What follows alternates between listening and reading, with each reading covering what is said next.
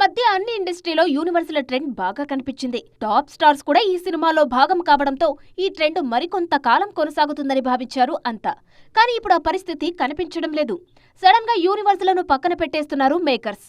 Success failures తో సంబంధం లేకుండా అన్ని యూనివర్సులకు కామా పెట్టేస్తున్నారు. ఈ లిస్టులో ముందుగా చెప్పుకోవాల్సిన దర్శకుడు Lokesh Kanagaraj. Drug mafia back drop లో వరుస సినిమాలు చేసిన లోకేష్ ఆ యూనివర్స్ లో కమల్ హాసన్, విజయ్, కార్తీ, సూర్య లాంటి స్టార్స్ ను కూడా భాగం చేశారు. ఇదే యూనివర్స్ నుంచి మరిన్ని సినిమాలు వస్తాయనుకుంటున్న టైంలో సడన్ గా ఎల్సీయూను పక్కన పెట్టి స్టాండ్ లోన్ మూవీస్ చేస్తున్నారు. బాలీవుడ్ లో కనకవర్షం కురిపించిన వైఆర్ఎఫ్ స్పై యూనివర్స్ కూడా కష్టాల్లో పడింది.